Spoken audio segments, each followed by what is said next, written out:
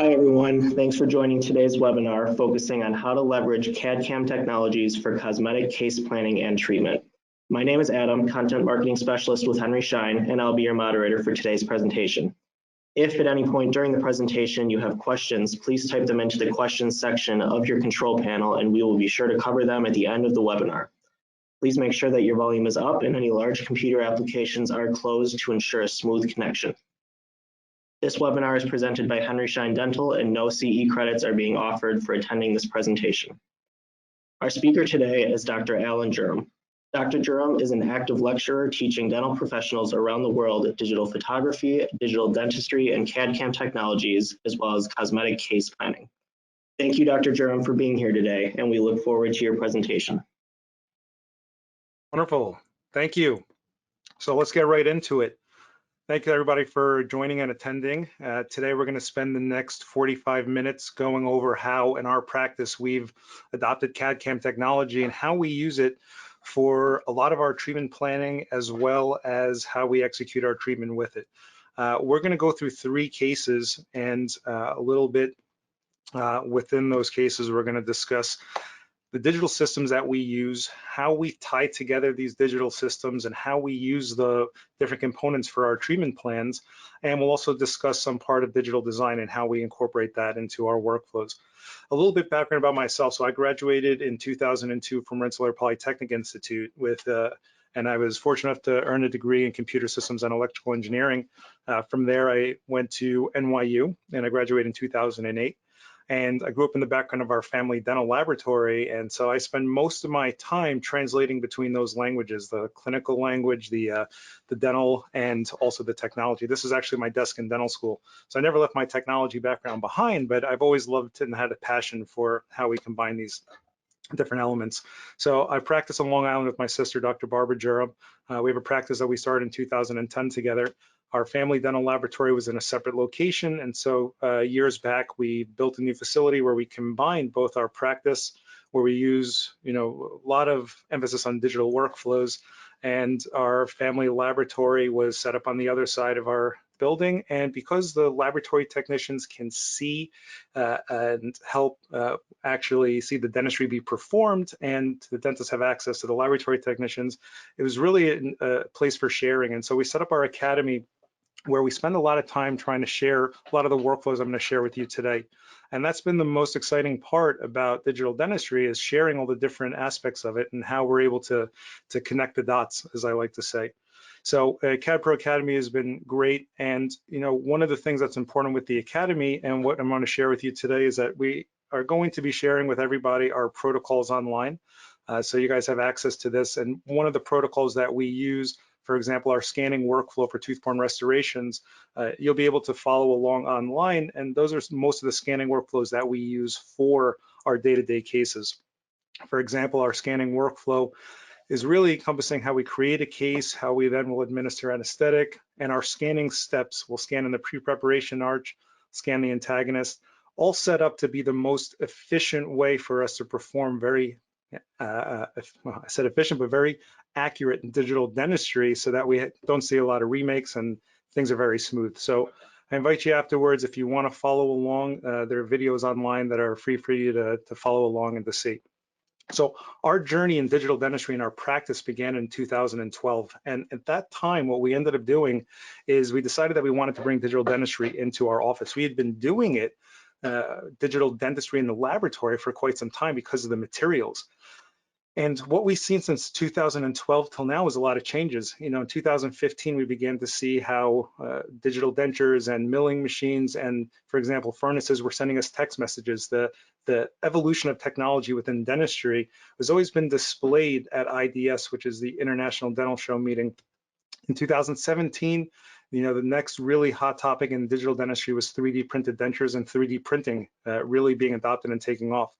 This past year at IDS, again, a lot of great innovations. For example, this is the Trios 4 scanner that you see here. And what's happening with the technology is that the way that we use it is becoming a lot easier, and we're able to capture more information while we're recording and digitizing our patients.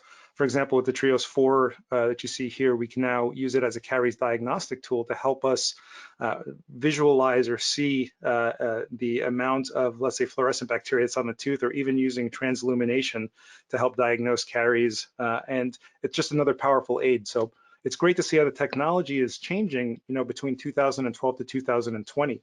And really what's great is just the ability for us to pick up the technology and to scan relatively quick.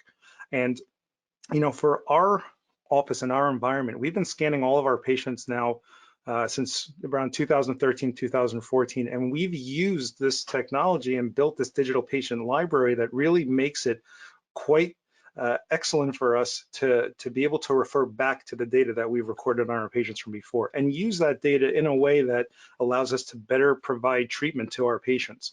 So the fantastic part is just how well the technology now works in order for us to very quickly and accurately record our patients. So, one of the other key parts that we've set up in our facility, in our practice, is a room that's dedicated for Trio scanning. So this is our Trio scan room. And this room has a chair that has a scanner built into it. The patient always sees the scan happening. And what it really equates to is having a very efficient way for us to digitize the patient and also for them to have that experience as part of the scan. Some of the other important things that we record with our different scanning solutions now have improved tremendously. For example, we have artificial intelligence that is now built into the software that we use to scan. It's built into the 3Shape Dental desktop platform. And this has been a really phenomenal improvement to the scanning process. What we found is that as we would bring on new assistants or a new user for the scanning environment, they have a learning curve that comes with it. Now, albeit that learning curve has gotten tremendously easier since years ago. But what we've seen now with AI or artificial scanning built into the systems is that we can have the scanner in real time filter out areas that we didn't mean to scan. For example, if we scanned our tongue, the patient's tongue, if we scanned our finger, or we scanned the cheek. So on the left-hand side here, you see a scan without artificial intelligence scanning turned on. And on the right-hand side, we see a scan where the scanner itself can ask itself the question, is this desired structure or undesired structure, and remove that in real time for the scanning process. And this has been tremendously important because the majority of scanning that happens in our office is done with assistants. We do the scanning of final impressions, and I'll share our workflow with that. But AI scanning has just really made it so that we end up with very high quality scans, and the learning curve is even easier. The other important data that we now record along with our initial entry scans or new patient scans is something called patient-specific motion. So with guiding the patient and with putting the scanner in place, we can actually record the patient's specific jaw motion and use that jaw motion when we're doing a same-day design, or if we are sending it to the laboratory and having them do a design and restoration. And this is tremendously beneficial in the sense that we can now not have to estimate our patient's jaw movement with an articulator, but we can actually record their actual jaw movement and use that in our treatment planning process, and also use that to help determine, let's say, if we created interferences that we don't want with a restoration that we're going to deliver to our patients. So the process of scanning now has gotten to a point where it's still even more intuitive, but we also can record even more data with the same scanners that we've been using for quite some time. Example, patient like this who was complaining about the abfractive lesions that are on her lower posterior bicuspids and molar, and I was saying it's probably linked to grinding, and the patient really didn't believe that. So one of the first things I do in our consultation visit, I can turn on her actual jaw motion. And if we analyze this and we look at the canine relationships, for example, 22 and number 11, we can see that the relationship lines up. And if we were to stand on the patient's tongue, this is the same information that I'm viewing in real time with the patient and sharing with them. So it's incredible information that we capture and that we can use to help aid in our diagnosis for the patients. And really the effects of digital dentistry in our practice have been to connect the team and to enhance the patient experience. And when we've done these two parts really well, part of our cosmetic case planning is also to try to draw the motion into their case. And I want to share with you the steps that we do to really tie the patient's emotion into their care, and ultimately for us to have passion within the work that we do to have successful outcomes. And this has been the most exciting parts for us in our digital workflows. So this is the case I want to end up with today. But, digital dentistry for us, where, you see on the left-hand side where we began and on the right where we ended up, I don't think digital dentistry necessarily makes the final outcome better. I think that the steps that we take to get from point A to point B, if we can reduce the steps and we can also reduce the susceptibility for errors, I think that's where the digital workflows really improve where we or how we get to our end point. But we did analog dentistry for many years and we had phenomenal results. But I think the trick now is, well, if that took us 20 steps and we can do it now in 10 steps, and we can also make sure that those 10 steps are more patient specific and accurate, we end up with better results is what we've been seeing. So are we ready? Are we ready to plunge into this? And I always begin with this part because I think that it's important to understand that when you begin and you use the technology, it's a learning curve that goes with it, but there's so many benefits and advantages, and especially in this area where we talk about digital treatment planning. And for us, when we talk about the digital data sets, or let's say what information we could use when we're going to work on a digital treatment plan, primarily consists of, well, we have our trio scans, and we have, both arches. We have all this great information that we record with our trios, not just the upper and lower jaws, but the relationship as well of those jaws. And we have our photography, so we have our perioral and our full face photos. We have our radiographs, and then we have all of our clinical record that we keep in Dendrix Ascend. And so having all this information, which is already digitized, it's already on a computer, the ability to take all this information and to analyze it is where the power of digital dentistry comes in by alignment. So I always like to pose this question and say, what does every workflow, or let's say, what does every treatment plan workflow have in common? Well, the best answer that I've kind of been working towards with this is to take a step back and let's think of digital dentistry like systems engineers. And I like to say that in the broad categories of input, process, and output. And so we have an incredible amount of tools in digital dentistry. And throughout all the tools that we have, if we break them down into these components and understand what we really use these parts for. So the inputs into our systems really are what allow us to capture our data. And the primary inputs that we use these days, well, we use a 3-shape intraoral scanner. And that's what we call our surface scan. That's what records the surface of whatever it sees. And we use this for our diagnostics and our restorative workflows. We use the SLR camera, which is the foundation for our photography, in order to take very high resolution photos for communication and planning. We use a cone beam scanner as well, which is important for us to be able to see underneath the tissue. The last device that you see here down here on the bottom is another type of scanner called a PIC scanner, and that's used for us to do fully accurate full arch all on 4, or let's say screw retained implant bridges for a full arch case. And how we combine all these different inputs is one of the key parts to our workflows. Well, now we have the data, what do we do with it? And that's really how we process the information. And when we process, we're really talking about design, analysis, and to use that analysis for the diagnosis. And so primarily we use 3Shape in our office to help us with this process if we're going to do digital patient monitoring, look at all the patient scans over time and begin to visualize changes, for example, wear patterns that have happened within the patient's mouth. And once we process this information and we've analyzed it, and the big tool that we use is the dental desktop platform that comes with the Trios intraoral scanner.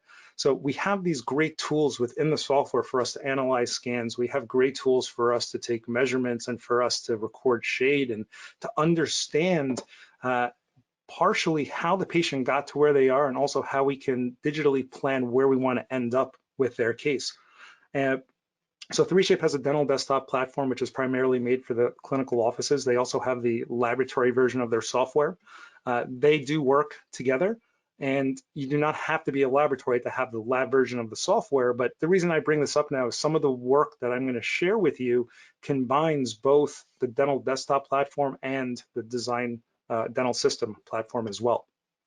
So when we talk about our outputs now, when we look, all right, so we've taken our scans, we've done a design, or we've done an analysis. Well, what can we do with that? What outputs can we send? And what we see here are some of the two major important categories, which are 3D printers and milling machines. In fact, there's a 3D printer here on the left, the Formlabs Form 2, and there's some other milling machines that we see here on the right. But those are primarily the ways that we can take our design or our information and send it to an output. Now, one of the other key outputs that often gets overlooked is this: it's our computer screens. Because if we're using the software and we're using all the tools available to us to align data and to analyze it, and I'm going to hopefully share with you some great examples in our digital treatment planning of how we use this. Well, the screen and being able to visualize this is another very important output. We don't have to print it, we don't have to send it to a milling machine, but the ability to analyze and view it on the screen is another very key important part. In fact, a lot of the workflows that we share, really we break down into these categories. Input, how do we scan for same-day dentistry? How do we do a very accurate design for a same-day restoration? And then how do we perform the manufacturing? How do we send it to a mill for the actual milling process? So this is where we have a lot of passion, and we do a lot of same-day cases. And it's very exciting for us because I feel like we do the best quality dentistry that we can do. Being grown up in background of a dental laboratory and providing for many years restorations to a lot of dentists and also troubleshooting when things don't work, it's nice to be able to know that what we're providing to our patients just through experience of all the different systems out there. I really believe that we do the best quality dentistry that we can do. So for our same-day workflows, we use Design Studio, and this is the 3Shape platform for us to be able to do an immediate design like what we see here, pre-op, post-op, and take our scans, immediately do a design and send that off to a milling machine. And some of the cases I share with you here today, one of the cases in particular is a case that we did same day. A lot of the times, if there is more challenges to a case or there's more than 2 units, I don't need to do it the same day just to say that I can. I prefer to actually not have the patient waiting and have that added stress. But it's really, really exciting to see how we're working with labs and design centers in order to provide this great service for our patients, which are same-day restorations when we choose so. So there's a new breed and category of milling machines now, which are much smaller, much more intuitive to use. They don't need special power. In fact, you could put them on the countertop, fill them with tap water, connect them via Wi-Fi, plug them into the wall, and they're ready to mill.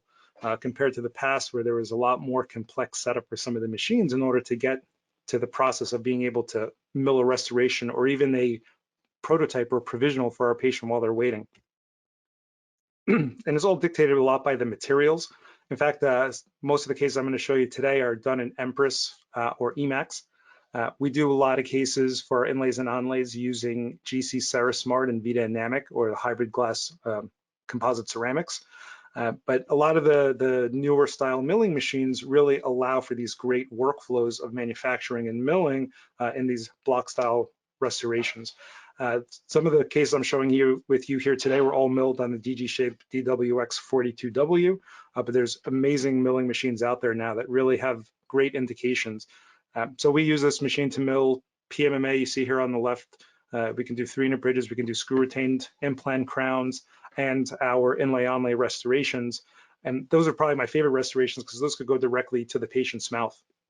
So when we start with a case like this, and I believe that if we start with the most accurate scan, our design is really a negative or an adaptation of what we scan. So if we start with the most accurate scan, like we see here, which is the mesial marginal, or the mesial ridge, mesial margin of this restoration, and we capture that very well, I know that we're going to be able to put forth a design that should fit really well. And what we've seen, and this is the case directly out of the mill, delivered to the patient without a lot of laboratory coloring or fancy work, is where we have really beautiful restorations that fit intimately, better than I've seen for a very long time in digital dentistry, and without a lot of work, they can be delivered directly to the patient with phenomenal long-term results.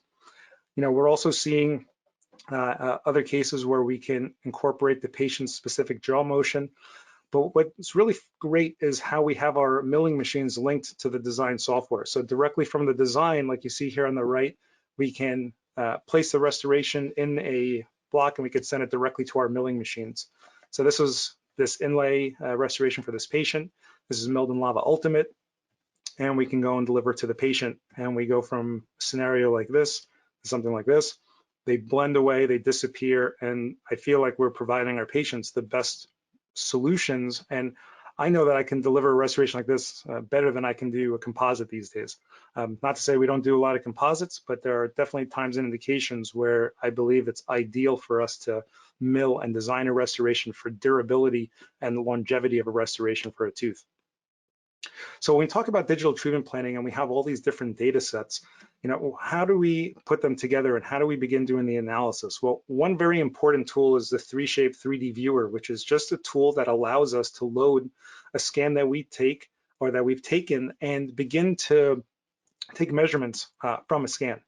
So for example, we have in our 3Shape 3D viewer the ability to use, you see on the left-hand side, a cross-sectional view where we can take measurements in between scans, for example, the amount of interocclusal space. In the center image, you see that we can take measurements directly on a scan, for example, the width to length of a tooth and get measurements. And also we have other tools to view data that's within that scan that may even be hidden. But this is one of the first and primary tools I use as we are digitally treatment planning our cases.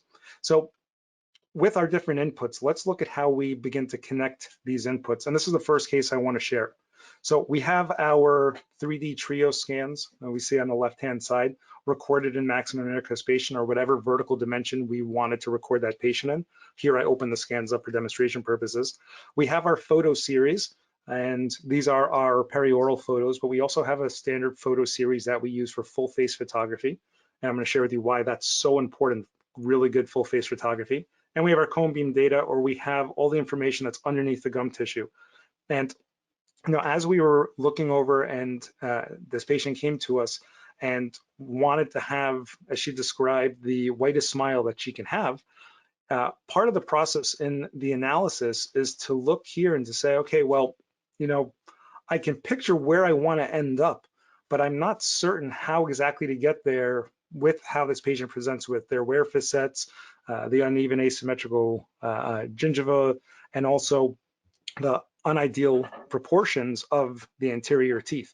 We could also see that by tooth number 10 here, by the lateral, how we have some recession of the tissue there. And when we begin to combine the data from our 3D X-ray and also align the data from our trio scans with the photography, our goal with a case like this is to first try to determine where is the best position for the maxillary anterior teeth. What do we want the smile to look like?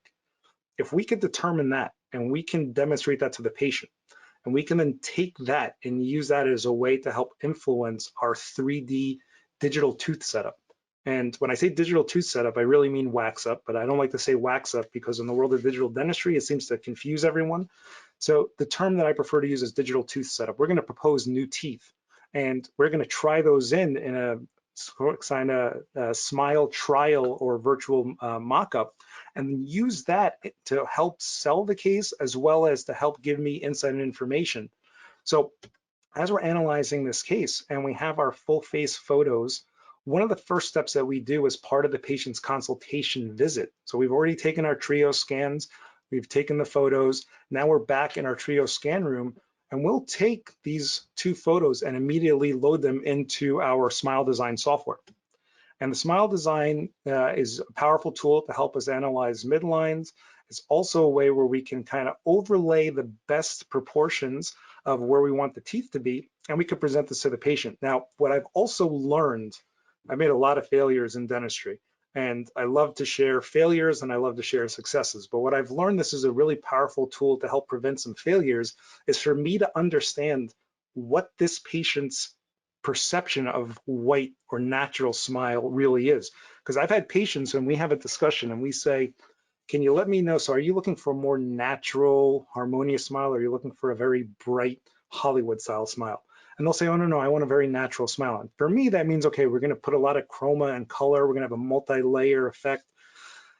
But I got burned several times like that. And what the patient really meant is, no, I want a Hollywood style smile. So the Smile Designer and this tool is fantastic for us to begin to excite the patient, understand what they want their smile to be like, and paint a picture for me to understand where we need to end up. And so we'll present this to them, and we will also now have this information in order to help turn this into a digital tooth setup or a 3D wax up. And one of the questions as I presented this to the patient is saying, we have to increase the width to length of your centrals here, and how exactly are we going to be able to do this? And so part of the process now is to determine, okay, so this is where we want to end up. Are we going to have to maybe lengthen the incisal edge, or are we going to go cervically and need crown lengthening in a case like this? So let's talk a little bit about the digital tooth setup. And there's 3 types. There's additive, where we solely just add material on top of the model as if we just had a stone cast and we're just adding wax. There's a type of veneer preparation where we're just going to prepare the facial surfaces of the teeth and then design new teeth on top of that, but we keep the occlusal and lingual surfaces. And then there's full contour, where we just erase all the teeth and propose new teeth. And so the primary tool that allows this to happen very well is something called the 3Shape Real View engine. And the Real View engine is where we can take the 2-dimensional photo and the 3D scan or trio scan of the patient and align these. So as you see here, the first steps is I'm just marking out some important landmarks, the midline and some other reference points. Now I'm going to segment out the teeth, just trace the lip line. And in the next step, we're going to take the 3D model, the trio scan, and we're going to choose similar points between that and the trio scan. Now, this is done in the dental laboratory software. This could be done in your office if you want to get a license for the laboratory software. It's not very difficult to do these days. But what you see here is how we've now aligned the trio scan with the photo. So now, as we are doing additive tooth setup for this patient, we can actually go ahead and begin proposing teeth, maintaining symmetry in the smile, choosing different smile types, but also we can load the patient's image and use that image and almost be designing in real time within the patient's dental facial profile. And that's a really great tool, because the power of aligning these digital data sets, like we see here, where we can now preview what the design looks like directly in the patient's face and use that as a very powerful tool for our analysis. Here's a veneer style setup where we've just prepped the front surface of the arch. This is actually for the case that I was showing. And there's our next scan. So here's the actual digital tooth setup that we produce for the lower arch. And there's another important concept here. It's when we do a full contour preparation, we've prepared all the teeth from the original. We want to be able to present to the patient an intraoral mock-up or a try-in. And this sometimes is a challenge when we don't have, unfortunately, the way of trying it in. And so there's different techniques that we can use for the try-in. If we do a mock-up style try-in, we're going to have our tooth setup fit over the unprepped teeth to make sure that we'll be able to transfer that to the patient's mouth. Let me show you a little bit of what that looks like. So here's where I'm doing the digital tooth setup for this case. And I'm aligning important different data sets. We're using the facial alignment of the photos in order for us to make changes and corrections to what we believe will be the ideal smile for this case. And again, this is using the Real View engine, and it's our digital tooth setup. Once we have this established, we can now take this and we can print this on a 3D printer. Question is, if you look on the left-hand side here, that's the actual digital tooth setup when all the teeth have been removed, i.e. we're reconstructing the occlusal scheme. And what you see on the right-hand side here is the mock-up for us to be able to try it in. So you see the teeth are not prepared in the right-hand model, but we still overlaid our tooth setup. Okay, so what does this look like and why do we do this? Well, we can take this information and we can 3D print it, and we take a very quick putty stent of that. So we just mix some PVS putty and we take a quick impression of it. We load it with some Luxatemp and we transfer it to the patient's mouth. Patient gets to see this and we take a couple of photos. And this process is really where we're looking to tie in that patient emotion and that patient connection. Well, one of the other challenges that we have here now is, well, we've established that the patient likes the smile. We have a kind of idea of shade and where we want to go. That wasn't a real question with this case, but we still have the primary question of, do we need crown lengthening? And so with these photos and now knowing where the anterior maxillary teeth need to be, the incisal edge for our smile line, and I like this photo on the right. I always take this photo and share it with the patients where we take half of the mock-up off so they can see the difference in length. But once we have this information now, we really have to ask ourselves, do I need crown lengthening? Because this is part of what the patient is very interested in knowing, and so am I. And I tell the patient up to this point, we're still developing our treatment plan. I can't answer the question yet if you need crown lengthening until I really know where I want the teeth to be. And now I want to kind of do this analysis where I can figure out, are we in the right direction? Do we need crown lengthening or not? So we have all of these different data sets, and the alignment of the data sets is the power of digital dentistry. So if I show you here, these are the different data sets that I had for this case. So we have the original trio scans in maximum anticuspation, and we can turn on and align the patient's 3D cone beam. So now I have the bone information related to the original scans, and what you see here in white is my digital tooth setup, or where we want to end up. And once these are all properly aligned, I can now go back in and we can do analysis, and I can take measurements to see, are we going to invade biologic width? Are we not? Do we recommend having to maybe just do gymvioplasty or crown lengthening? And here's kind of what that analysis looks like. Now, it's a little bit difficult to tell what's actually happening in this image, but if you look on the cross-section view down here, and you look at the measurement that's taken there, well, what I have overlaid here is the digital tooth setup, the patient's existing tooth, and the bone information. And once I have all of these together and I've done this analysis and I see, okay, well, where I want my margin of my new tooth to end up, it appears like I should have a little bit over 2.1 millimeters of space to the crest of the bone, we can even go ahead and design a digital gymvioplasty guide. And that's what we see here in orange. So if I hit play with this video, there's our guide that's going to allow us and help us adjust the gingiva based off where we want our digital tooth setup to end up. But all of this analysis happens just by aligning the data that we already have recorded. I didn't take a cone beam at this point just for this. We had the cone beam because the patient is also having an implant being placed. And so just aligning the digital data that we have available to us becomes the most powerful tool that we have in digital dentistry. And certainly in our planning aspect, in our planning phase, it's one of the most powerful parts. And we tell the patients, you know, you're going to learn as we learn with this. We're going to do these steps in order for us to properly understand where we want to end up. And it's been very successful for us. So here we go ahead, and now we've determined we do not need crown lengthening. We see that we should be able to use our soft tissue diode laser and do a gymvioplasty. And I designed this style appliance that's going to fit in the patient's mouth. It will actually rest over the unprepared teeth, and it will rest on the palate very accurately for positioning. And we're going to print this. So here's it printed on our 3D printer. This is directly out of the printer, and then it gets cured. When it gets cured, you see it turns a little bit more opaque. But I'll use these with a soft tissue diode laser as a way to guide where I'm going to be trimming the tissue in order for the gingival margins and my preparations to be established. So at this point, now we're ready for our preparation day with the patient. Here is where we initially put our 3D guided gingival template in place. We'll use our soft tissue diode laser, and we'll trim the tissue based off where this appliance helps show us. We have our preparations completed, and we use our soft tissue diode laser for tissue retraction in these areas. And then we deliver the provisionals. Now, this set of provisionals was made with the same digital tooth setup that we established before. However, we used a putty stent, not from the mock-up model, but of the model that already had the teeth virtually prepared within it. And what's really important, on the left-hand side, you see the day of preparation. On the right-hand side, you see the patient after, I think it was 1 or 2 days when they came back for their post-op check. We'll always have the patients come back and record the provisionals once we've adjusted them and the patient loves them in the mouth. And of course, we're monitoring the gingiva and making sure that the gingiva is healthy and the patient's able to clean and healing well. So at this point, you know, we have the provisionals in place with the patient, and the gingiva is appearing healthy. The patient's doing a good job.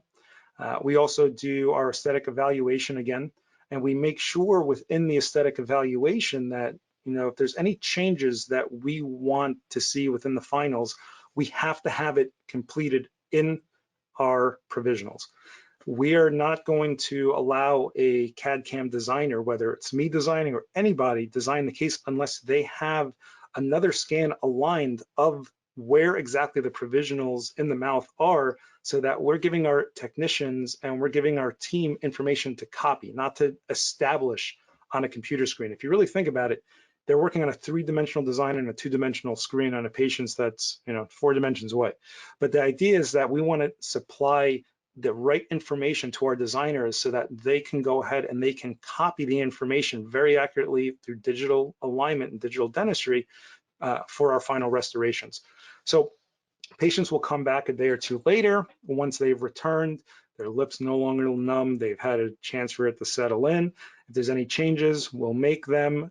If they're happy, we'll then take our trio scans of the provisionals at that point. If not, we may have them come back in a couple of days. Try it out again, let's make a couple other changes and let's see.